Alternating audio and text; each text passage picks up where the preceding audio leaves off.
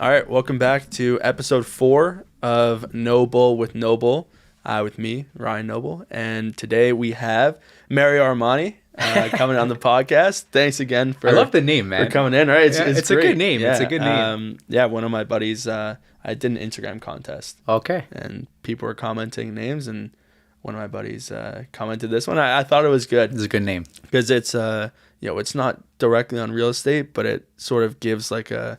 Like, we don't talk about bullshit here. It's just catchy. We say how it is. It's catchy. And it works. So it's going to be my kind of podcast then. Oh, it's going to be. Okay. You can talk about whatever you want. Okay. But I guess we can start by talking about sort of who you are and where you're coming from, because you've been in the business for a very long time. Long time. What is that, like 18 years now. It's crazy. Flies by, man. When did you start? 38. So I started when I was like 22, around there, 21 years old. Was it hard to... It was extremely hard because social media didn't really exist. Like a lot of the newer realtors really have no idea how much of a benefit they have just having social media.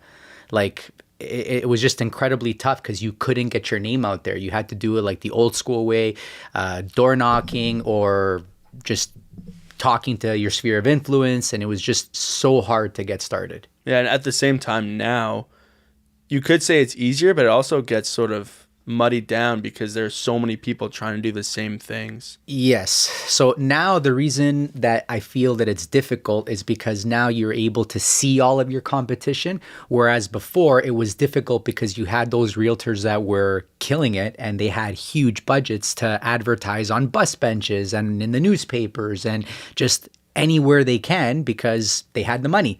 And then newer agents like myself who were coming into the business, they didn't really have that money. So it was just difficult for them to get started, right? Did you eventually buy bus ads and things like that? Or Never did any of that. Yeah. Never did any of that. Even when social media started getting like pretty popular, I had no website. Like I was like really late to the game in that sense. But at the same time, real estate, social media hadn't really taken off as of yet. So myself, Paul Greenberg, I always shout out Paul Greenberg, Amy Youngren. There was a few realtors that kind of like started doing video, and then we just kind of ran with it. And obviously it is where it is today, right? So do you feel like you were early to the game with the social media because you saw people doing it? No, that's the thing. There was nobody really doing it back then. So like we were one of the first ones on video. Like property videos, nobody was doing those before. Like I remember like doing property videos, and I would have like people on like my Facebook list, and they would like make fun of me, and they would be like, oh,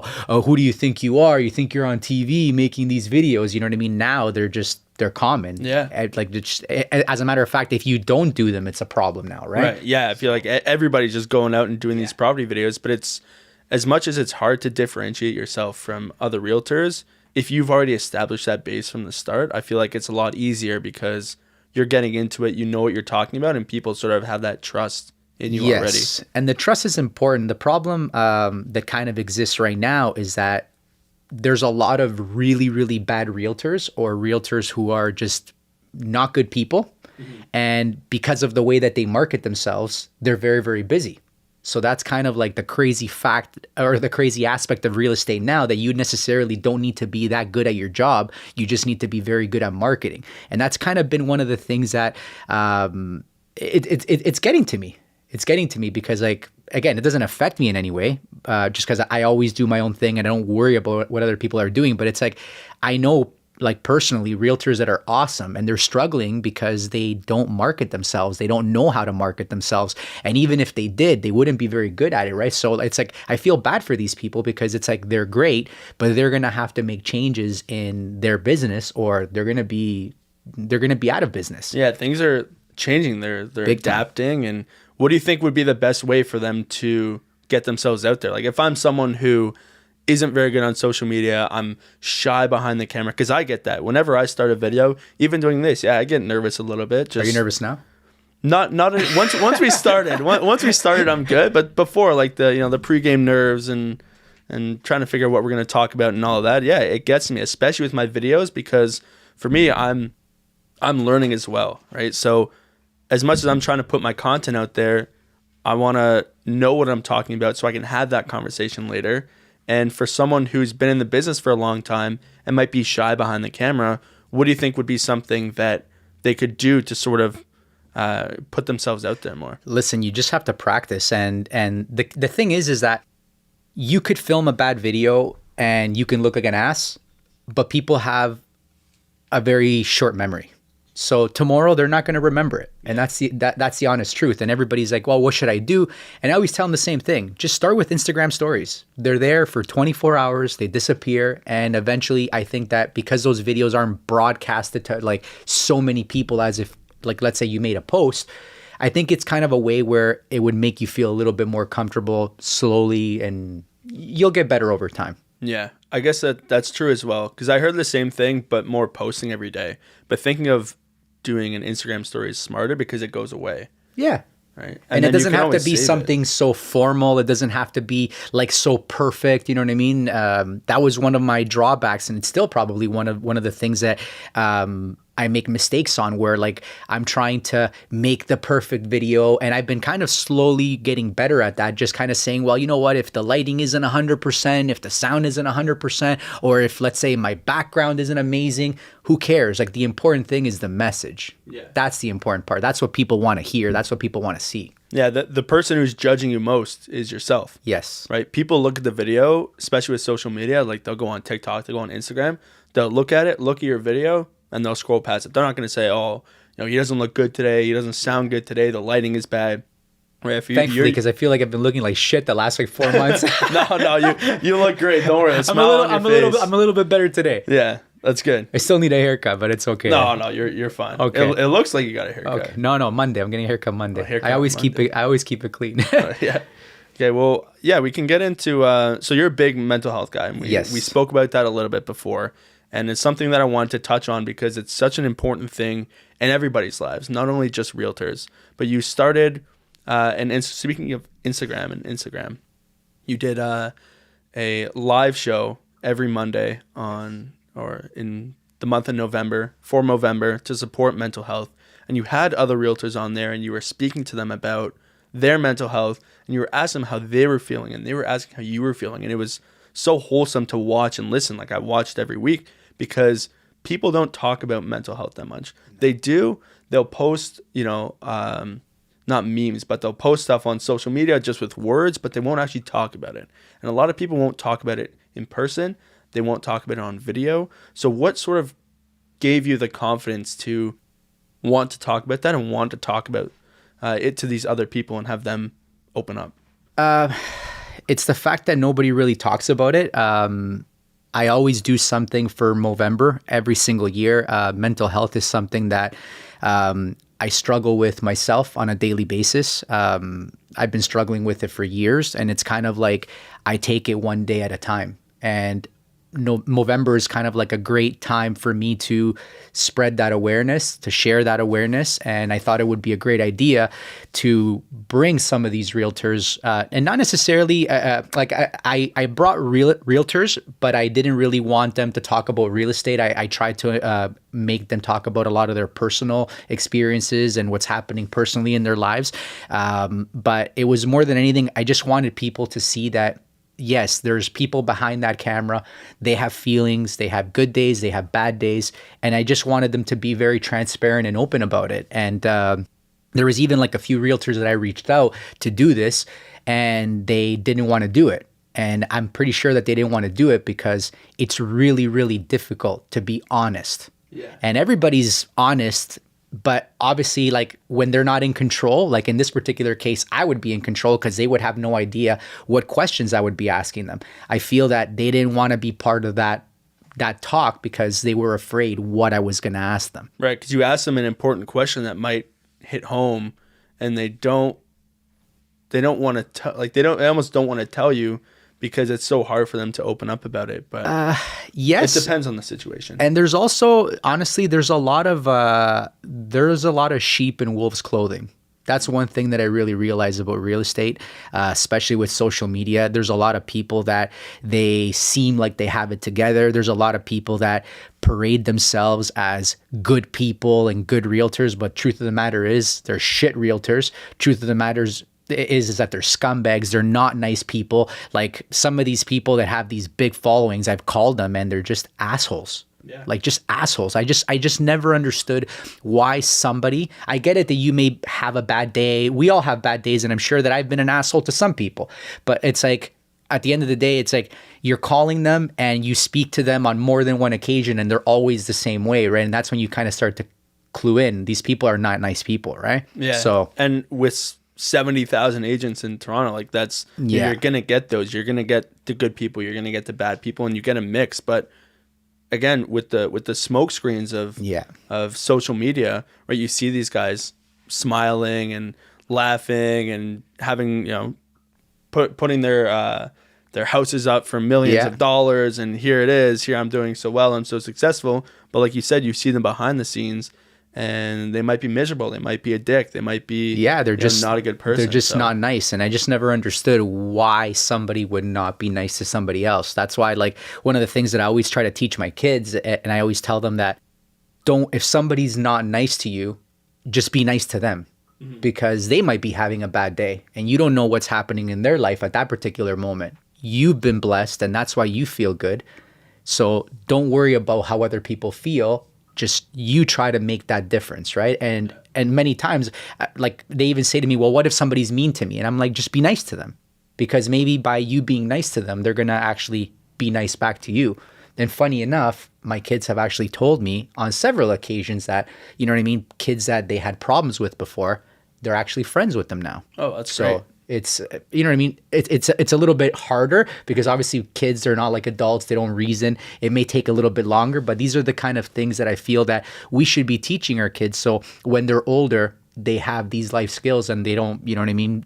I'm sure you see it all the time. There's people that are just, they're not happy, man. Yeah. And it goes back down to the simple terms. Treat people the way you want to be treated. Absolutely. Right? Because again, like you said, you don't know how someone's day is going. You don't know how someone's week is going. Something could be happening at home that might be an issue, and they're taking it out on. And life is really tough now, right? Like, just with everything, like, everything's very, very expensive now. Just going to the grocery store is tough, man. I saw in the news that there were that next year families of 4 are going to be spending $16,000 on just groceries itself, which is crazy. That's a lot of money. I saw that too, and it was it's an increase of $1,500 over what people paid in 2022, which is like crazy, just because people are having a very hard time financially. And I think it's a good time though, because unfortunately in this country we just buy shit.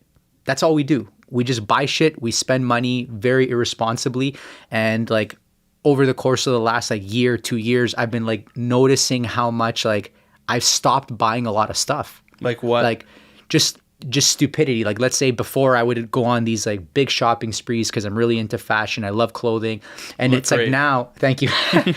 And now it's just like, I'm like, do I really need that pair of jeans? Do I really need those shoes? Like, I still buy stuff, but I don't do it as often as I did before.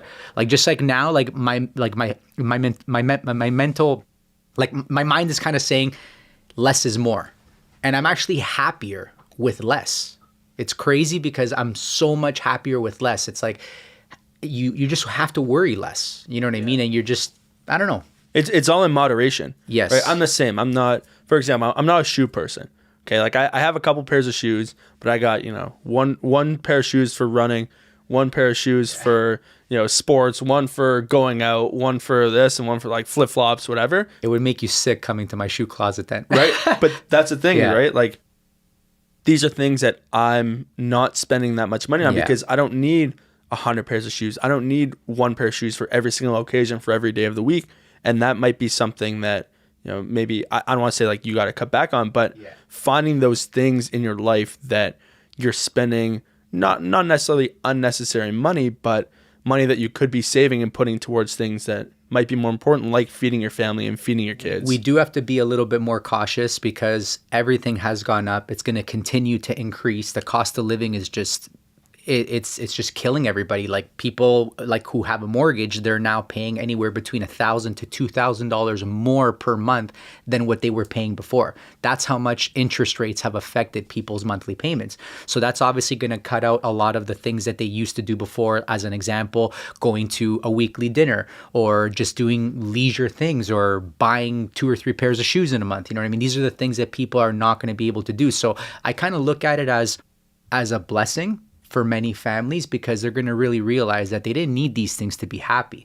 And all it is just, it's stuff. Like we've recently moved over the last few months, and we also like threw out a bunch of things that we just no longer use. And I kind of, I looked at all these things and I'm like, why did we buy this to begin with? Like it just made no sense. You know what I mean? So I think now with like my family, myself, I'm being a little bit more cautious as to where I'm putting my money. Right. So what are you doing are you building like a plan to sort of balance out where you're going to be spending your money, like a budget, or are you just sort of making conscious decisions for yourself? Just making conscious decisions. Like if you need something, you need something. Like we just went to Costco the other day, and every time we go to Costco, it's a big bill. Oh yeah. Costco's always, it's a killer. There was one time I went and someone bought one item. Like they had a shopping cart, they had one item, and I go, how's that? How can you go to Costco and buy one item? You're walking through the store and there's so many things you can buy. I was talking about that with my wife. The couple in front of us, they bought like, I don't know, I think it was like 8 items. And I'm like, why would you even like go through this crazy lineup, this huge ordeal for like 8 items, right? As opposed to us, we had like 2 shopping carts, right? So yeah, it's crazy. Honestly, like I think that we need to really adjust a lot of the things that we do in our lives. And we just have to realize that in order to be happy, you don't need anything. You don't need anyone. It starts with you. You have to have that mental peace. And that's kind of what you should try to strive for. Because if you're happy with yourself, you're going to make everybody around you happy. Right. I'm not saying that we don't need anybody in the sense of like, let's say my wife, but I love my wife. I want her around. I need her around. But at the same time, if I'm not happy, I'm not going to make her happy either. So it's like, you have to take care of yourself. And I feel that a lot of the times we're so focused on taking care of our clients, our just everybody around us, except for ourselves. We just need to dedicate a little bit more time to making sure that we're okay up here. Right. Because without it, it's... And so what are you doing to make sure that you're happy, that you're, you have that positive attitude all the time, and you, I guess, like, give it out to everybody else? Like, how do you figure out that you're happy? Like, what do you do? Do you have a routine? Do you go out? It's a hard thing, man. It's a hard thing. The last 4 months have been mentally challenging for me. I've had a tough time mentally, and there really is no recipe. You just wake up. You sometimes go through the motions. You don't know how to fix things. And there's other days where you feel like, why didn't I think of this sooner? Or why didn't I, like, you know what I mean? Why did I feel confused the day before? And that's the problem with mental health, that a lot of people don't know how to like wrap their heads around it. So like in my particular case, I try my best to be happy. I wake up, I have kind of like a routine where I, you know what I mean, say all the things that I'm grateful for. And I think just gratitude in general is something that really helps us. Now, it's difficult because sometimes you wake up and you say, I'm grateful to be able to see and to breathe and to have my family and to have food on my table and a roof over my head. And then all of a sudden, you know what I mean? One of your kids will do something that drives you crazy, and all of a sudden you'll snap, right? Off, and it throws off your entire day, right? But you got to kind of like bring yourself back into alignment. And there's always going to be exterior forces that throw you off. You just have to align yourself like back up. Right. Because that's something that I need to work on. Setting goals for myself. I've started to build a routine, but I think the biggest thing, like you said, you wake up, you write down what you're grateful for. I see a lot of people doing that, and I haven't really done that, and I don't really have the interest of doing it, but I see that there are so many benefits of doing it. Do you find yourself repeating what you're doing all the time, or do you try and find something new whenever you write those goals down? I repeat a lot of the same things. I repeat that I'm grateful for my family every day, because it's like, why wouldn't I be grateful for them? But I do try to, like, again, bringing my kids back into the conversation. It's something that I tell my kids all the time. You have to feel grateful. And I kind of, those little small things, I feel that I differentiate them with them. So it's like, if I'm talking to them about, look, guys, like, we're grateful that mommy made you guys dinner. Like, just get them to like realize those little things that they may be seeing as standard. Oh, you're the parent, you're supposed to feed me. Well, we technically are, but you should still be grateful for it. Yeah, because there are a lot of kids, a lot of people, parents who don't have that. Yes. And like you said, it's the little things that your kids may not appreciate that you need to get them to understand might be a big deal for them compared to other people, right? That they're fortunate that, you know, they have a hardworking dad, you know, and they're going to be able to have a roof over their head for, you know, the rest of their lives. And that's you taking care of them. But it starts with them, you implementing into their heads that, you know, and that's my biggest motivation, man. That's my biggest motivation is that they'll be okay for the rest of their lives. And I'm not saying that they need millions of dollars. I'm talking about, like, I had a hard childhood. My parents, they always worked so hard, and all through, like, we're immigrants, right? So we came here. My dad cleaned bathrooms. Like, a lot of the times my father and my parents were working, and they did everything they possibly could.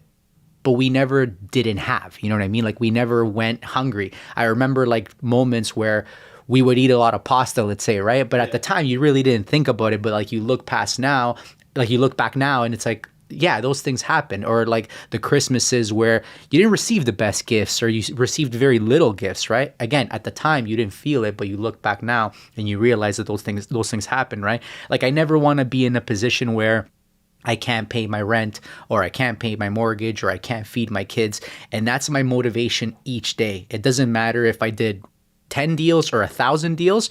My motivation each day is I have to go out and I have to get it, because I got to bring it back to my family. So kind of like a lion, when he wakes up, he's like, I got to feed my family today.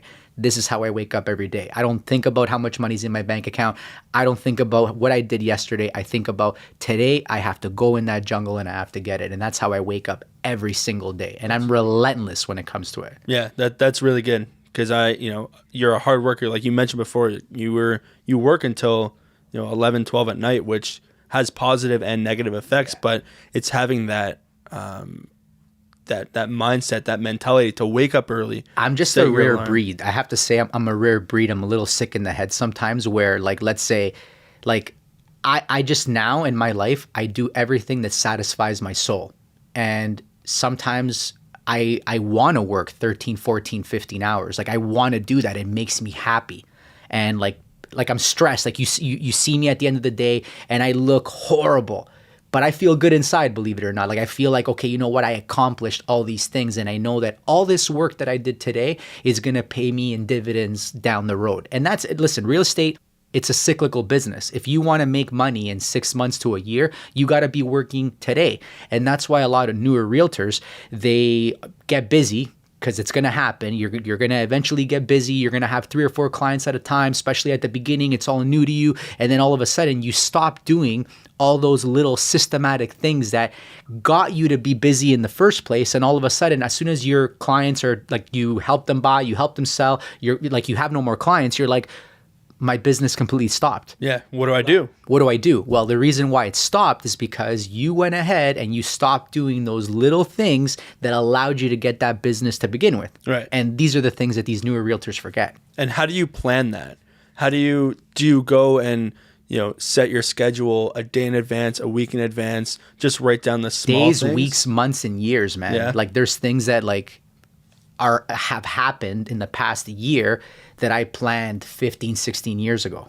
Right. You know what I mean? It's just a matter of every single day and every single week and month trying to get a little bit closer to those goals, right? So I believe in planning. Like, I talk about it on social media all the time, like people that are buying, selling, like, again, and the more that you get into the business, you'll realize this, right? Like, there's a lot of buyers that are not ready today. They need to do things, that they need to do certain steps, whether it's cleaning up their credit, saving a little bit more for down payment, shifting money around because they're self-employed, and the way that they pay themselves is not the way that a bank would want them to pay themselves.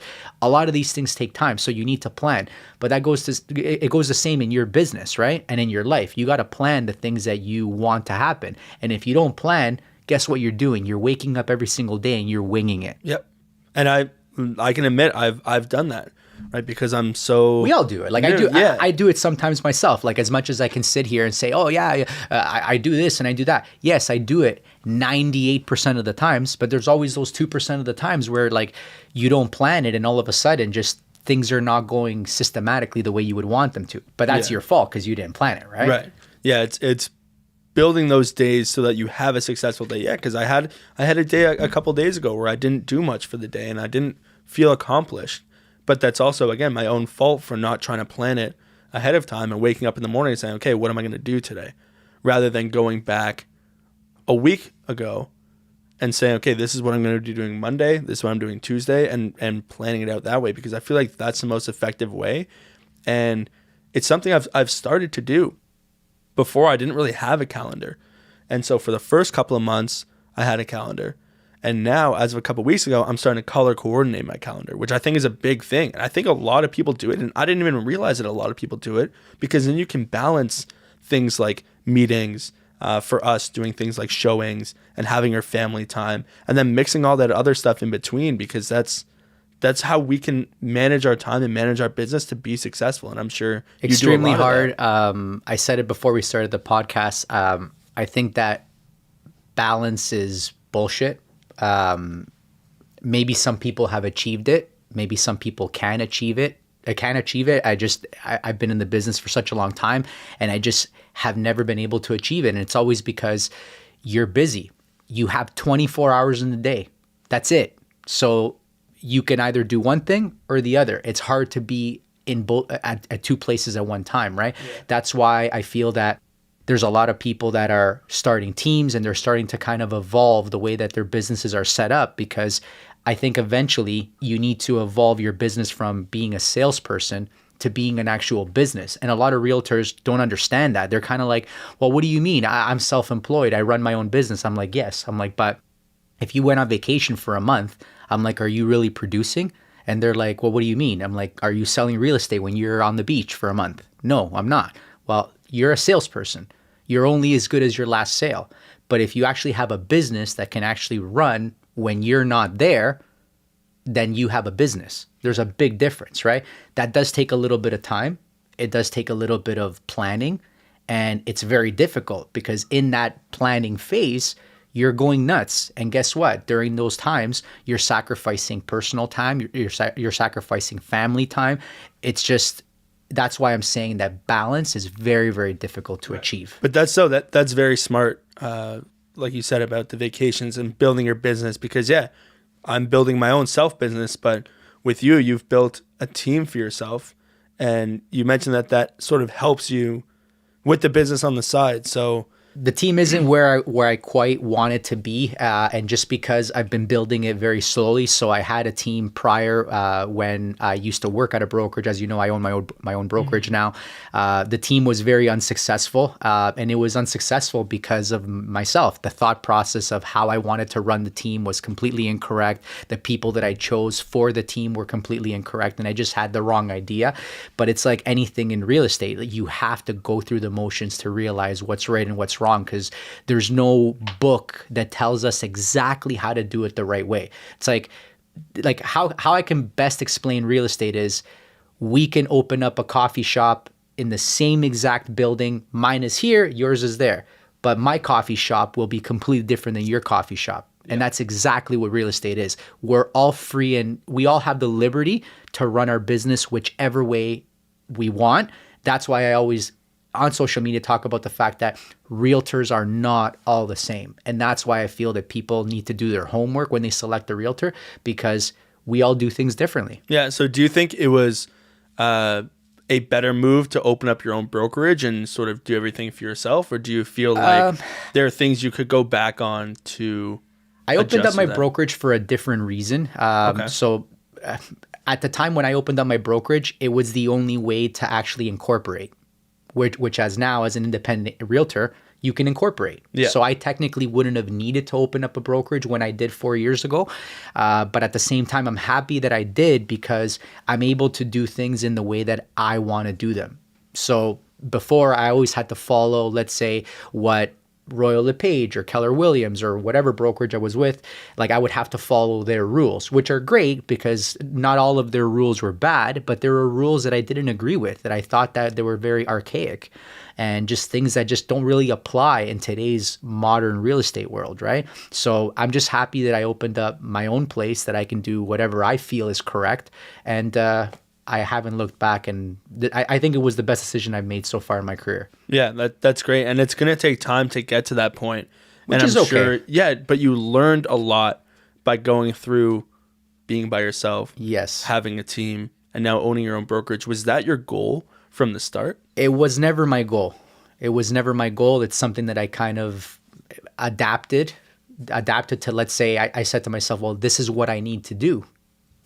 Like again, fast forwarding 4 years later, I wouldn't have to open up my own brokerage with how taxes and everything can be done right now. But again, that led me to doing it. And I feel that maybe if I could have done it, I could have done it the way that I could now 4 years ago, maybe I wouldn't have opened up my own brokerage. So it kind of worked out for me because I had kind of no choice if I wanted to incorporate, right? Yeah, and like the same saying, everything happens for a reason. Absolutely. I feel like whatever you've done, again, for a reason, and it's been successful for you, and I'm sure you're going to build up even more. So what's your next step for your brokerage? Are you chilling? Are you trying to grow as much as possible? I'm never chilling. That's it's something that a good friend of mine said to me, something that's always stuck by, and he said to me, life is too short to be mediocre.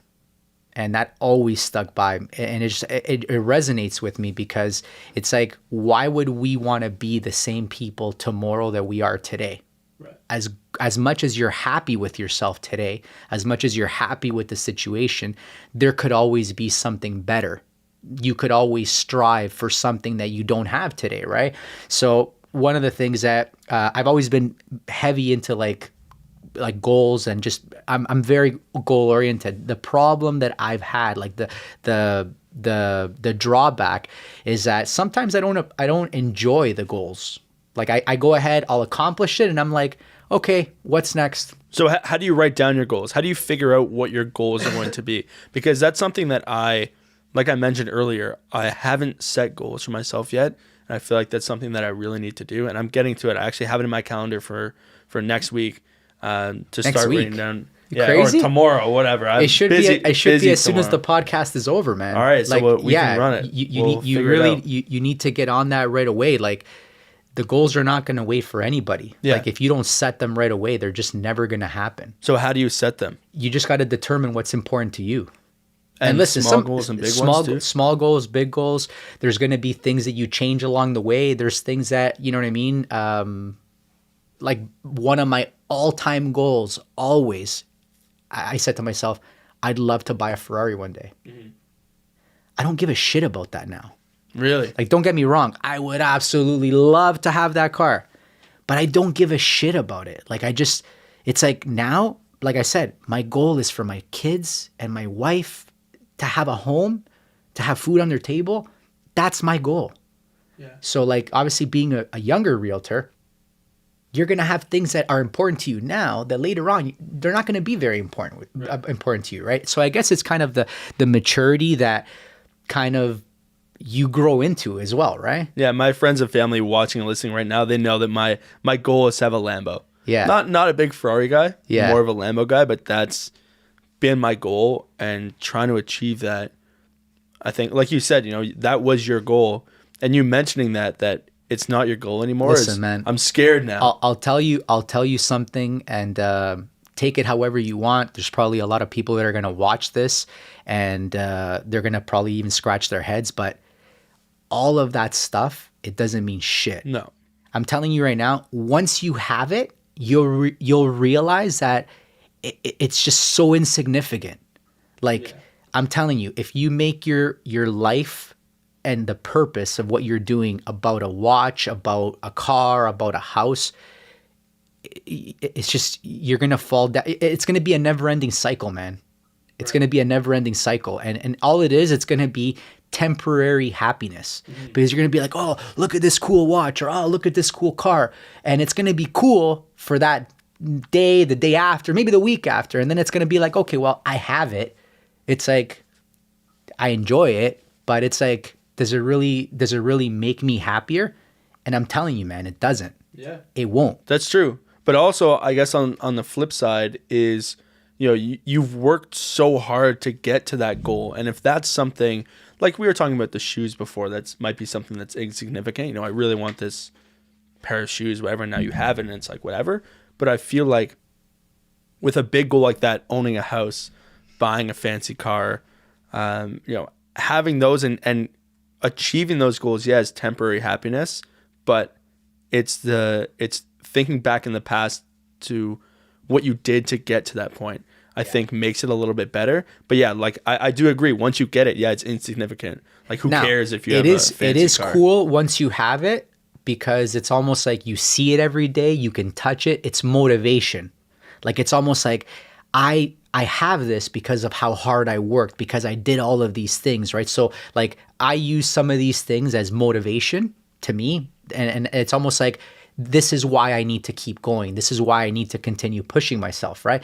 But like, again, I guess maybe it's because I'm older, more mature, or I shifted a little bit. It's like before I used to make it like a point. I went through a period in my life where I was like super into watches. I had like 10 watches, right?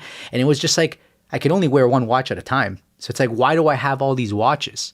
So I basically sold, like, I think I have like 3 watches now. Oh, really? You know what I mean? So I'm not a watch guy. So it's kind of crazy, because it's like, what's the point?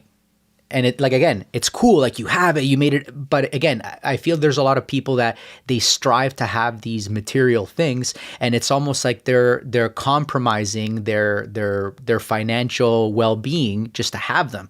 And that's crazy too, right? But like, listen, man, I'm no one to tell people what to do, what not to do. I think I truly believe to each its own is something awesome, because you should do what makes you happy. I just think that if you're spending a ton of money on something that in reality is insignificant, and it's really going to compromise your well-being, I think it's stupid just to have it. Yeah, and no, I totally agree with that. And I see it all the time. Like, let's say people buy a house, and it's like many times, like I know my client's financial situation, and I'm like, listen, man, I'm like, I would love if you bought this house, because I'm going to get a really nice commission check. But I don't think this is in your best interest. Like, think of like, you're going to have this house and it's going to be cool. It's going to be great. But like, you're not going to be able to live a lifestyle even close to what you live now. You're not going to be able to go on your vacations 2 or 3 times a year. You're not going to be able to, let's say, do this, this, and this, you know what I mean? Because again, through social media and all of these clients, they do end up becoming like friends, people that you once in a while talk to. Like, you get to know them a little bit more, right? So it's like you see what they do. So it's like you can kind of like give them advice, not necessarily as a realtor, because as a realtor you would say buy it, but you give them like advice because you really care. Right. And there's been many of my clients that have actually said, yeah, you know what? Like, maybe you're right. Maybe I don't need a house this big. Maybe I can buy something a little bit smaller. Maybe I can buy something a little bit less expensive. And listen, clients years down the road, like I just had a client of mine who's actually turned into be, he's a good friend of mine. He's like, I'm so glad that I didn't buy that like 3,500 square foot house. He ended up buying like a smaller 2,800 square foot house, but him and his family, they take vacations, you know what I mean? They drive a nice vehicle, they go for dinners. He's like, if I would have bought that house, he's like, I would have been so super stressed with like the mortgage rates and everything, because I would have had to really overextend myself, right? Yeah, and I think that's also why you're so good, because I see your videos online and you're so genuine that you seem to always be in your client's best interest. Like you said, you don't want to convince anyone to come to you. You want them to come to you because they want to come to you. Yes. And I think that's very important in this industry and in any industry, because it's not you trying to make some money off of a guy, like you said, oh, he can afford this $2 million house, but it might be more beneficial for you to do a $1.5 million money house. Comes and goes, Ryan, but the relationship that you have with people it's going to last a lifetime. So if I truly feel that if you try to take care of people, you try to be honest, it may in the short term not always be the best thing, but in the long term, you will be one of the ones that are still going to be there. Yeah, because it's super important, maintaining relationships. That's exactly what this business is about. Yes. It's not about the money. It's not about the fame. It's about being true and being genuine to yourself. And that's, like you said, there are other people in this industry who don't have that, who, you know, may have a hole that needs to be filled because they're not a good person, but they're making a lot of money and they burn bridges because of it. Yeah. And if you can stay genuine and just be a good person, that's probably that's the most important thing in this business. That's what I find, at least. No, I'm with you 100% on that. Always all these podcasts, everybody's asking me questions. I want to ask you a question because you're a newer realtor. What's been your biggest challenge and struggle since you started in the business? So I actually spoke about this a little bit on my last one, but the biggest struggle for me is actually just finding clients, right? Because it's a matter of having people trust me, because I have friends, I have family who, who know that I'm in real estate. Maybe they have other real estate agents, maybe they don't, but why would they come to me? Because I'm so new in the business. Maybe I don't know much about real estate. And that's what I need to figure out, right? I sit down every day and I'm sitting at my computer and I'm growing through my business and trying to plan myself and trying to grow and trying to learn.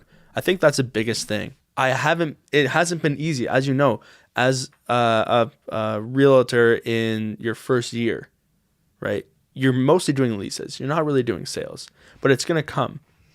So it's finding those people to come in. But how many new realtors don't want to do leases? They don't want to do them because there's very little money in them. But it's like, for example, my team member, Adrian, he started in the business 3 years ago. And I said, Adrian, you need to do these leases because believe me, I will give it a couple years. These people are going to want to buy. He just did a transaction, $1.3 million off of a lease, off of a client he met off of a lease like a year and a half or 2 years ago. Yeah. You know what I mean? So, and that's the biggest thing, right? Is I think for me going into it, the one mindset that I have is you treat every client the same, whether they're buying a $10 million house or they're buying a $1,500 condo. Goes without you saying. Treat them all the same. But that's like a typical realtor thing to say, right? Well, no, I'm just busting. Actually, no. I'm just bothered. Right? I feel like there are a lot of people that don't do that. No. Right? Like you said, he didn't want to do leases. And maybe it's because you had that positive mindset and you sort of, brought him down to the, you need to treat them this way. No, but you know what? In that sense, I have to say Adrian is awesome. He's never said, I don't want to work with this person. He's always said, whatever I got to do, I'm going to do it. But I'm just saying there's a lot of newer realtors that they're kind of like, oh, that's a waste of my time. Yeah. And that's kind of where the problem arises, right? And that's the issue with our business is that people literally think that this shit is selling sunset. They think that it's like a Netflix special and that we're like driving in our fancy cars and you know what I mean? And again, the problem is that this is what other realtors show on social media.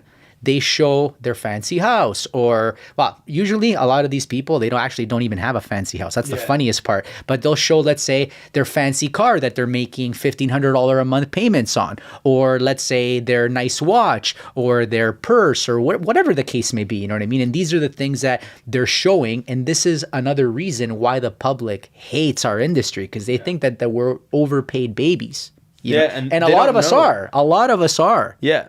But they also don't know the back end stuff of it, right? Yes. Like they only see the surface of the social media. Yeah, people watch these shows, and I've had people come up to like, "Oh, it's like selling Beverly Hills or selling." It's not.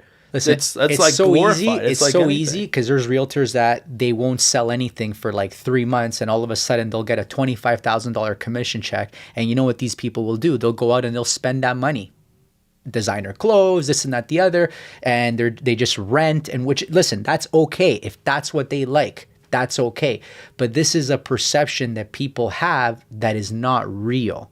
You know what I mean? Yeah. And that's the difference. It's all materialistic. It's all materialistic, and it's all a show. It's like these people can't, like, they shouldn't be really buying that stuff, because they should be doing other things. They should be investing in a place of their own, or whatever the case may be. But again, getting back to what I was saying earlier, to each its own. Everybody does whatever they're happy, but people just really need to realize that this is hard work. It's really, really hard.